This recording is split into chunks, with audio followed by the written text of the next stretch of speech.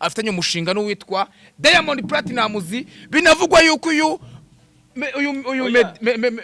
uyu Melody yahereye kera yinginga umuntu bita Diamond yaramwimye iki collab ariko nyuma yuko akoranye n'uwitwa amaje gukorana n'uwitwa Karomba cyangwa se Coach Gael yaje kumugeza kwande ku nzozi ze kwa Diamond Platnumz izi collab ebyiri wori kuzibona mu iheshusho ese zaza kuduha uwe musaruro muri showbiz nyarwanda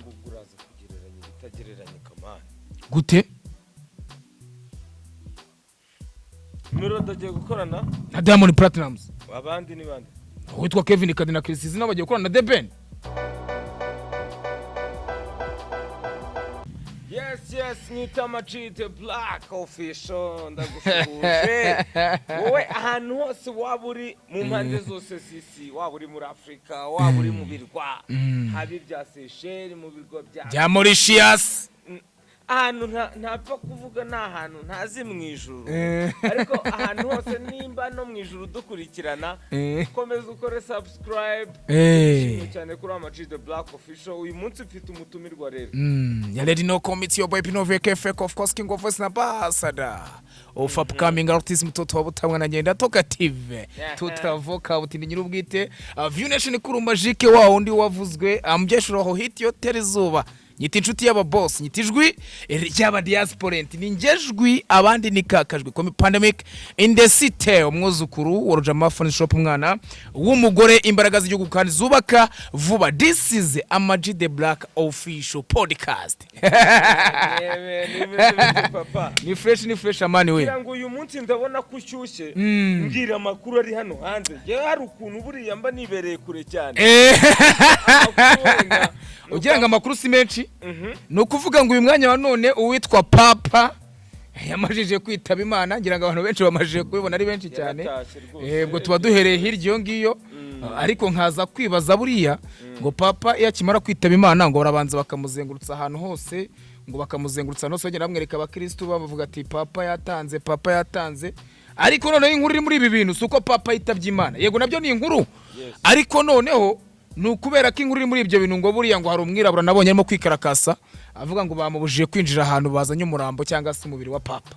Tukiraho kuri Papa gira ngo nabonye ko hari inkuru hano mfite ivuga ngo amatora y'umupapa uzakurikiraho dufitemo n'umunyarwanda ibyo nabyo kuko birahari tekereza ko amugani gege nabereye ama sinzi wenda ariko mu myaka mfite nanjye ntago ari miki sinzi niba koko hari umwirabura wigeze aba Papa ku isi.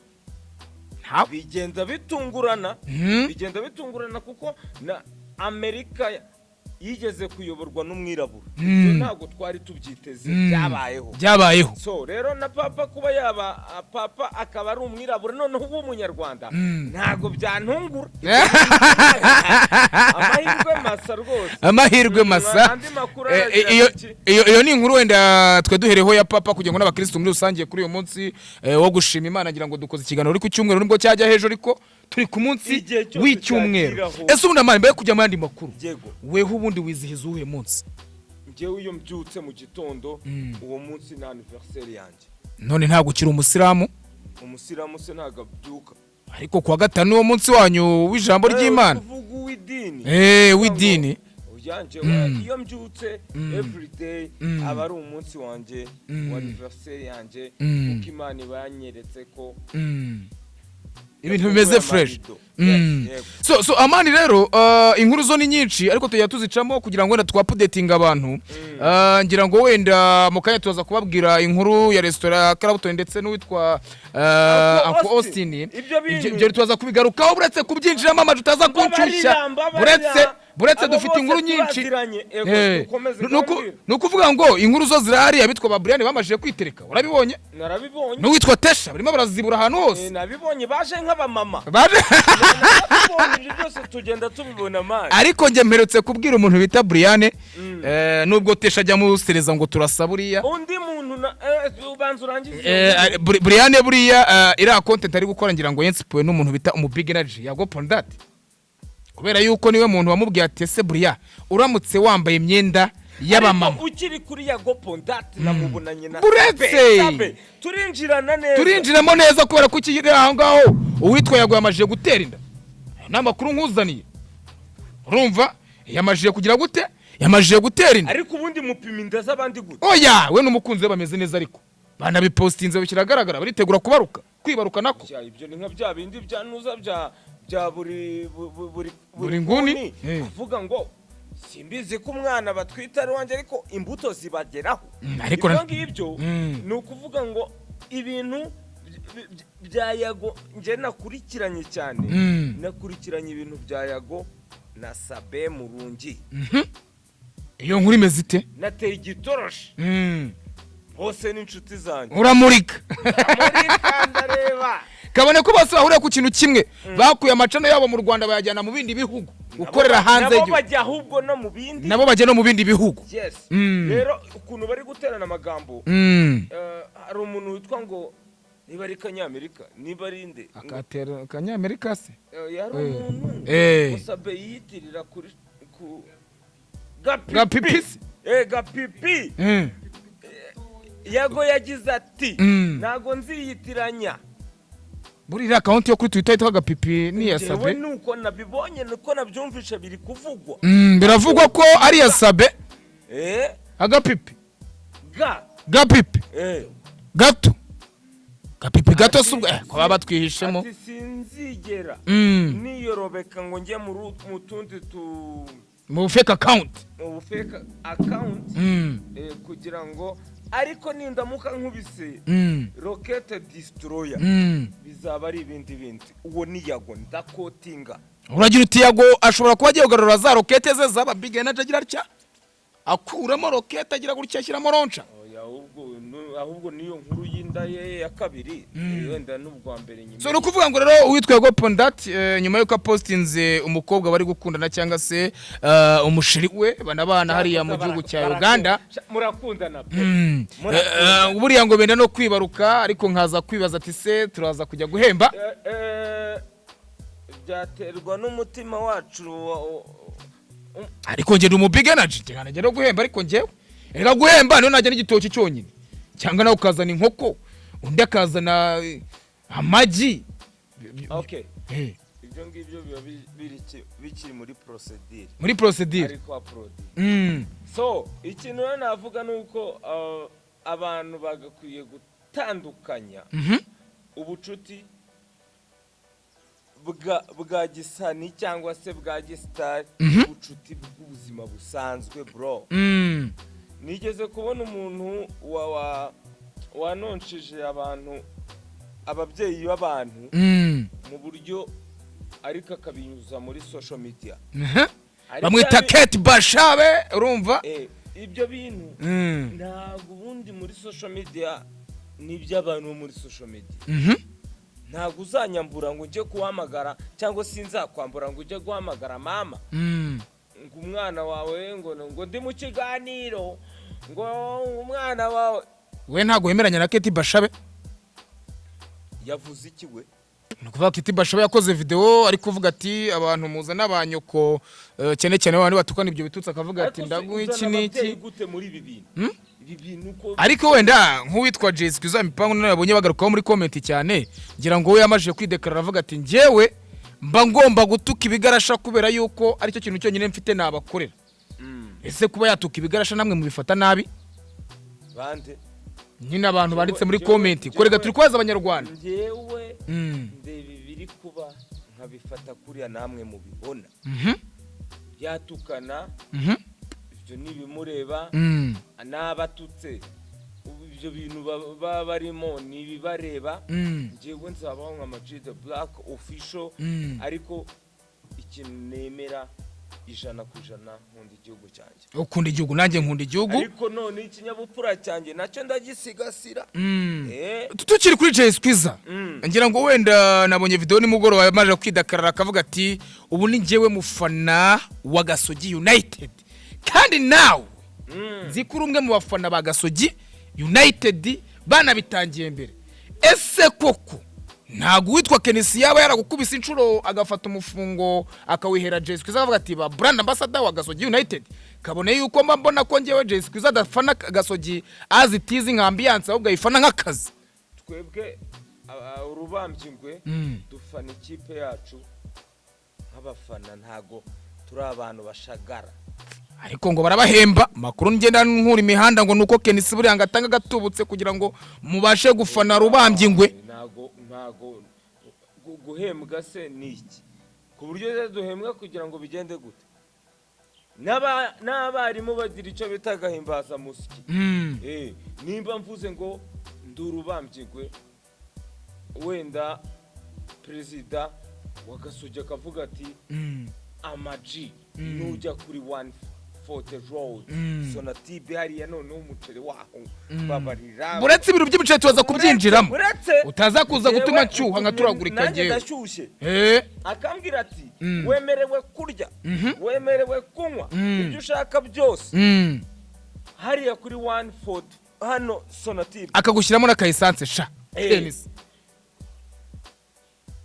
kubera ko numvishe ko turi kumwe turi kugenda mu mujyuma ibyo nzabizira.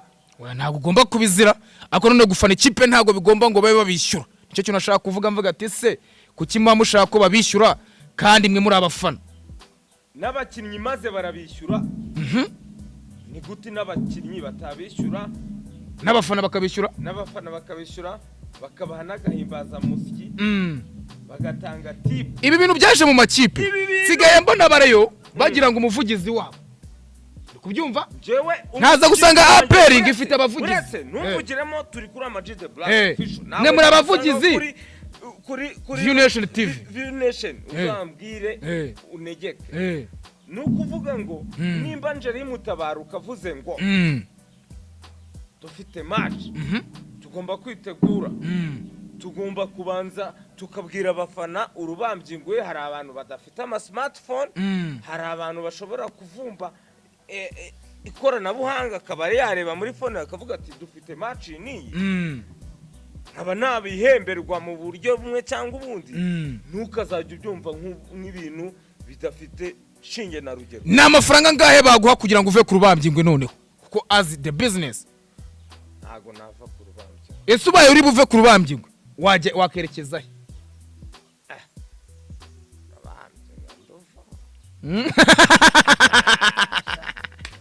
nyakubahwa perezida wacu nyakubahwa ukuriye abafana Angeli Mutabaruka ntago nava ku rubambyingwe nubwo njya mbona mushaka gukuraho iyo kipe ariko tuzayigumaho wenda no mu mateka. So ngira ngo wenda muri iki cyumweru none habonetse inkuru y'akababaro ngira ngo uwitwa Niyo Bosco yabuze umubyeyi tunamubwira ngo condoléance ariko ikintu cyaje kugaragara hari ijambo rye nakurikiye avuga yuko bamwe mu baganga basa nkaho birenga cyangwa bakabwira umubyeyi w'amagambo atari meza. Wewe yumvishije wenda nk'umuntu ibyo nkana bihuza n'inkuru ya Mucoma nabonye aka video ke yafashe hari ambulance yagombaga gutwara umurwayi igira hano we gukora umuhanda ariko bya bikamyo byahoho birayitambika ubona ko ihatakaje umwanya munini cyane kandi ubundi modoka arinda kumirwa.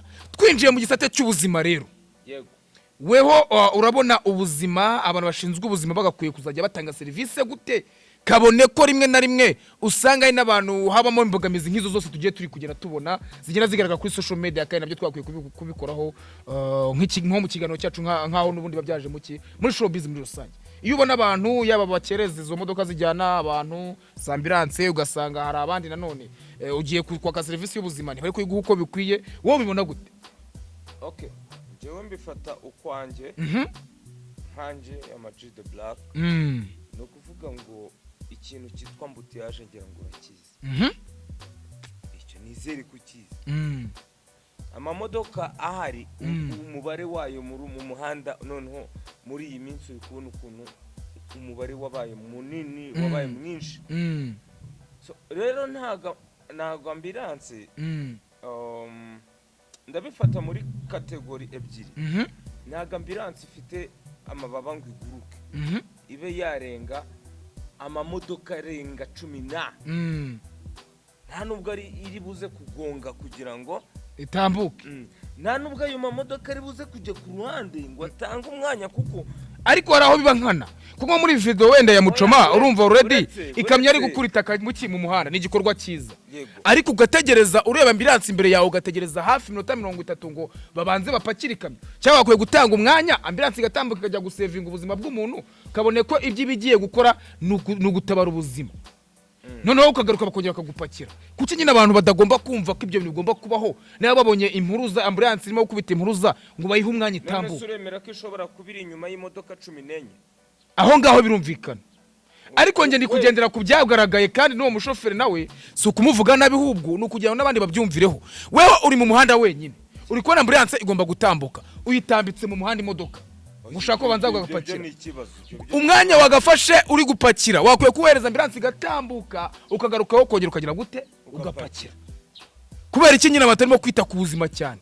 Numvishe regana niyo boss kabigaruka bavuga ati ngewe umubyeyi wanjye kwa muganga baramurangaranye, wumva n'ikintu cyamubabaje, uri kubyumva? So sinzi impamvu rero mu buzima hadakwiye kubaho twese kumva ko uwo muntu bagiye gutabara yaba ari mama cyangwa yaba ari murumuna wanjye cyangwa yaba ari umugore wanjye cyangwa umwana wanjye. Susanze uwo muntu uri gupakirira muri iyo hoho rugero ari we ugomba bagiye gutabara kugira ngo bamuvure vuba akwishyura, nako kantu bagatekerezaho. Niyo mpamvu muri Ama G The Black Official Podcast tugomba kujya tubivugaho. Ariko none ambulance niba wenda iri muri ambutiyaje birumvikana, ariko niba arakanya gahari gashobora kuba katuma bayihereza umwanya, mutanga umwanya za ambulance zigiye zitambuka. Nanone wibuke ko hari igihe ambulance umuntu ayikoresha mu nyungu ze bwite, abo nabo bakwiye gukurikiranwa hatarimo n'umuntu ufite ikibazo cyangwa nta n'umuntu agiye kureba. Twigeze kumva inkuru, jewe narayumvishe, abantu bagiye gutwara ibiyobyabwenge muri ambulance. So icyo kintu nacyo namwe mutwara ambulance mumenye ko iyo modoka atari yabaso cyangwa abanyu, yego, kubera yuko nubango rero uwo muntu w'umushoferi watwaye icyo gikamyo akagitambika mu muhanda, wenda mu blaming kuko already nta nubwo yigeze areba ambulance imbere, ariko n'uwo muntu wundi nawe utwaye ambulance yakwiye kumakinga sure kuko kakazagiye mara kugutabara ki. Oya, uwo utwaye ambulance we ntago na mu blaming kuko ntago tuzi kirimo, ariko utwaye igikamyo we turabizi. Ariko twa blaming abandi bantu bakoresha ambulance mu buryo nabwo butemewe cyangwa bunyanyije n'amategeko. Just nashakaga kuvuga. So ngira ngo wenda izi ni inkuru tugera ducamo Ama G The Black, ariko none nubwo wenda nabonye wariteretse ugakora ku nkuru za 1:55 am, ngira ngo wenda nabwo twazicamo, turi kugenda tunosha kuri izi nkuru kuko ko ntago dushaka kwinjiramo deeply, kuko ibyinshi mwakomeje kugera mubibona hano kuri Ama G The Black Official. Uyu mwanya wa none ntabwo nje kuvuga kuri 1:55 am, ngira ngo uri kubona ko uwitwa The Ben Melody yongera mushotora, aramubwira ati ubu ngubu ni nge muntu uhagaze ngenyine, kandi ikintu cya mbere cyo gihari nuko ngewe ubu ngubu ari ngewe uyoboye game mu bijyanye n'umuziki, ati ni nge wa mbere nkanikurikira nta n'undi muntu rwose. Bamubaje kuri The Ben abaravuze ati reka asa nk'umushotora, ariko noneho kuba Melody yashotoye The Ben cyo nshaka kubaza, ahubwo hari uburyo hari projet ebyiri ziri gushaka kubyigana. Hari projet ya mbere y'umuntu witwa Kevin Kade n'umuntu witwa Chrisizi, bamajije kwiyambaza The Ben bamuterekamo kugira kubera ko babamajije kubona ko The Ben amajije kwanonsinga cyangwa se gupublishinga cyangwa kuvuga yuko afitanye umushinga n'uwitwa Diamond Platnumz. Binavugwa yuko uyu Melody yahereye kera yinginga umuntu bita Diamond yaramwimye iki collab, ariko nyuma yuko akoranye n'uwitwa amajije gukorana n'uwitwa Karomba cyangwa se Coach Gael, yaje kumugeza kwande ku nzozi ze kwa Diamond Platnumz. Izi collab ebyiri wori kuzibona mu ihe shusho, ese zaza kuduha uwe musaruro muri showbiz nyarwanda gute? Melody agiye gukorana na Diamond Platnumz, abandi ni bande witwa Kevin Kade na Chrisizi nabo bagiye gukorana na The Ben. The Ben buka ko nawe yakoranye n'uwo Diamond Platnumz. Jewe byose ni byiza bakora, ariko ntazagira umuntu umbwira ngo ayoboye music never. ariko ngo Melody ngarayoboye Hehe mwana wirereye ibiro by'iyo muzika bayoboye biba hehe ibyo bintu ni biki. Buri muhanzi wese ayoboye music bitewe na tara Imana yamuhaye. Nta muntu rero ugomba kuza ni nka kwa kundi abanyamakuru bavuga ngo ngiye nyubuye showbiz. Uyu yubuye nkande ntago baraza kuvuga ko wenda ari ukutumvikana Bruce Melody. None gute se numvikana nawe mu biki? Umuntu nkora ibintu byanjye nawe afite ukuntu akora ibyo. Yes rero ntumbwire ngo ngiye ariko ngarabayoboye mani ijye ubyemera. Ayoboye nde? Weho n'abandi bahanzi muri rusange. Umutwara sibo.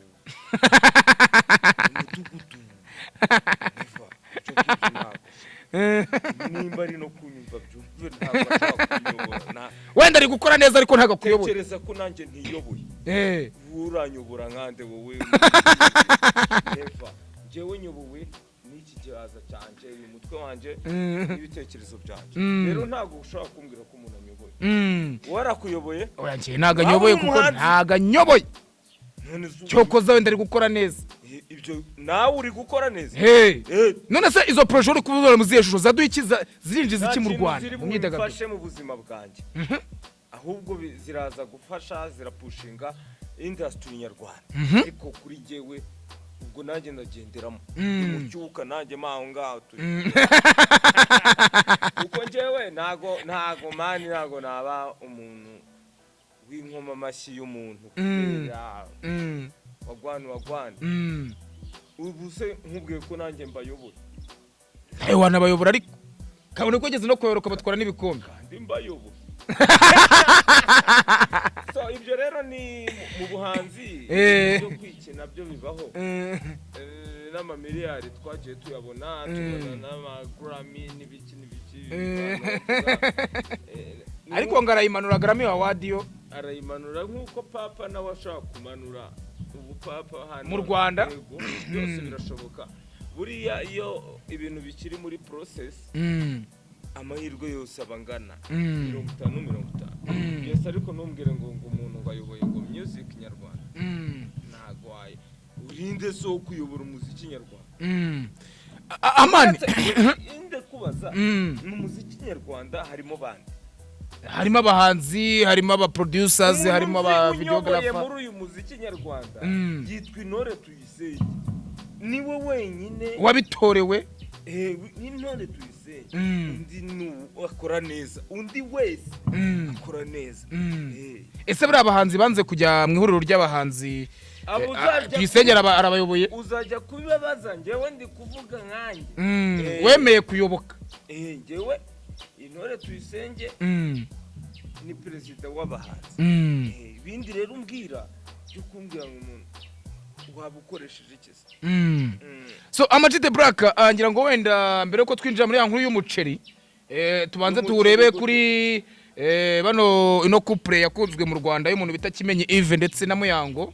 Abantu benshi bamaze imitsi babatera amabuye ngo bashwanye sinze numvishe bivugwa ngo uwitwa ngo wa muhungu mwe Juno ngo wa Joyeuse nawe ngo ari janditse sinzi ngo ariko nanone nimugwa twaje kureba dusanga uyu bita Kimenyi Yves ndetse n'umufasha we byemeye n'amategeko dore ko bahuze n'ubukwe bita Muyango baje gusora amafoto bari mu munyenga w'urukundo ndetse binahwihwiswa ko uyu Kimenyi Yves na Muyango bashobora kuba bamajije gukatira akazi bakoraga. No kuvuga ngo uyu Muyango ibintu byo guhostinga ngari mu marembera agenda bireka bagiye gutangira kwikorera as business y'umuryango. We iyi nkuru kimara kuyumva wayifashe gute?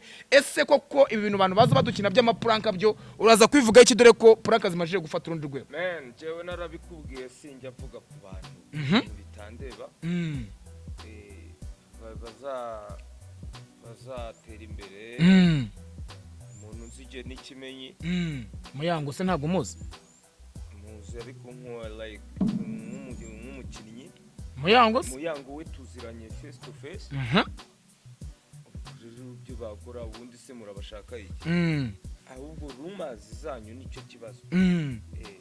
Nimba mufite business mugiye gutangiza go ahead kandi muzagira amahirwe masa. Yes, nicyo navuga. Nicyo wavuga. So inkuru nanone rero uyu munsi ngira ngo wenda nakomeje kugera nyibona n'abantu benshi bitwa basket n'abandi iravuga ku bintu bijyanye n'umuce noneho sasa ari nayo mpamvu wenda twicaye ahangaha twe tuje kureba ngese koko bano bantu ko bose ari inshuti zawe iripfa ry'umuceri riraza kuza kubasiga amahoro. So nukuvuga ngo bigize abayisilamu bahora kwirayide So umucuti wawe kadasohoka bita Uncle Austin. Yes, Austin na Kibonke. Ushaka kugana narangije kuyoka. Nivuga nabi Kibonke, firigo yigapfa ntaga zampakazi. Nivuga nabi. Uncle Austin nago kunkina ko yarabyanze. Urumva?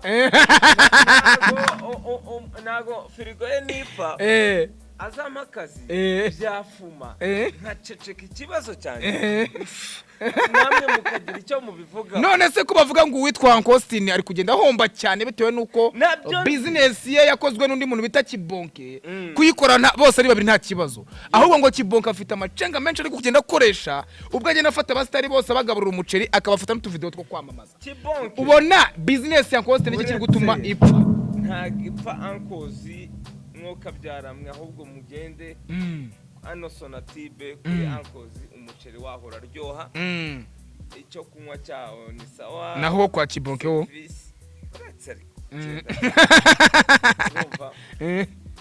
no kuvuga ngo kwa Uncle Austin ni fresh kandi na hantu heza parking yaho ngira ngo urayizi ibintu byose service zigenda neza abaseriveri abaseriva arya n'abaserivatrice nashaka nago mbezi kabisa rega neze make ni byiza ni sawa rwose kwa Kibonke none kwa Clapton naho ni wane we no kuvuga ngo uri kubagarira yose ntuzirizera n'izaru hose ndahabagarira kuko ngiye nta hantu rirarumba. Ese ubundi hari wigeze agutumira nko ku munsi w'iride ngo usangire nk'umuceri kwa Kibonke ho bwa mbere agifungura rwose yariye y'umuceri kuko numva bayifiritije nariyirye uyu munsi wigendera muri ibyo urumva turi kuvuga ibiryo kandi nawe inkoko kwa Kibonke ndi kumva bayikaranga umva kwa Kibonke na hantu heza urumva ko bari no muri area zitandukanye hari Nyamirambo hari na Kicukiro so rero aho isari yagufatira nakubwira ngo wajya aho ngaho ariko hose naratesti hose uratestinze bafite ibintu bimeze so ntekereza ko yaba Kibonke yaba na Uncle Austin bose nabavandimwe kandi koko kuba wenda Kibonke yaba ari refe kuri Uncle Austin na nk'umuntu muri showbiz avati niba Uncle Austin ashinze Uncles hangire kanshinge uyu muntu yaranyiganya cyo bacishemo umurongo kubera ko business irafungwa amarembo arafungwa ngo waguze imodoka ngo namajara yigura ngo nanjye ngo mise nyigura ngo uramo naranyiganya never kugira ngo B1 Gin buretse kugira ngo twamamaze turamamaze okay B1 Gin ku isi hose tukiri aho ngaho buretse ariko betse kugira hari akantu uvuze kandi numva niki nakantu gakomeye cyane ntago wabonye se barimo gupfa content noneho witwaye mu scenario ndetse n'umuntu bita BMGizo umuntu uvuze ngo agiye guhunga niwe nabonye avuga ati nanjye nshobora guhunga nkaba nkayago niba mutangiye kuzana ibyo bintu ati ngiye content nakoze nayikoze iwawe wanga kunyishyura ngo nyuma amafaranga ya danje none ngiye niba nagiye kwikora handi ikibazo kiri kuba wewe umuntu yagukoraga content nk'ubara tuyikorana na Majid Black muri podcast yawe nkagira mu rugo ngahita mvuga ati kacinge podcast Viewnation TV nanye kireho podcast ariko navuye kwande kwa Majid Black ibyo bintu bitwaye nkaho wakwishimiye ko umuntu yagufatiyeho nk'intangarugero utangiye kuvuga ngo yankopeye uramaze ningukopera mu kizamini nkabona ibintu nkatera kude hari nkabona igisubizo nicyo umpaye nkabona akazi ibyo ngibyo nkakurusha amanota kuko ikibazo cya mbere nagikoze ku giti cyanjye wowe ukacica icya kabiri urakinyeretse ndakirebye ibyo nibikureba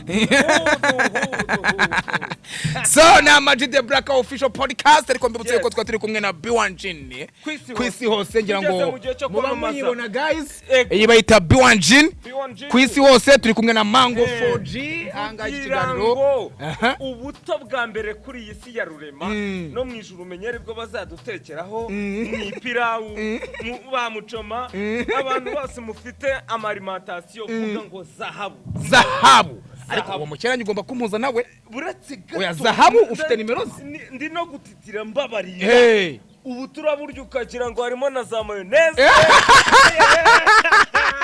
gira uti n'ubuto bwa Elayo ni ya mavuta atagira ingaruka ku mubiri Mango 4G ngira ngo nano mu mujyi ariko baba bibonye by the way baze kuza gufata amabirozi bajya bayavangamo ziri umuhungu wawe editinga ze kugenda ashyiramo amabirozi